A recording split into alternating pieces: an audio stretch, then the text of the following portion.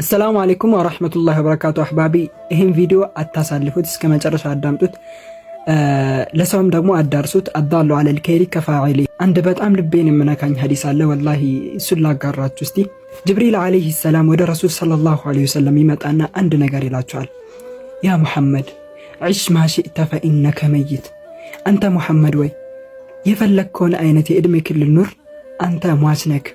ወአሕበብ መን ሺእተ ፈኢነከ ሙፋሪቁ። የፈለግከውን ሰው ውደድ፣ አንተ ደግሞ ከሱ ትለያለህ።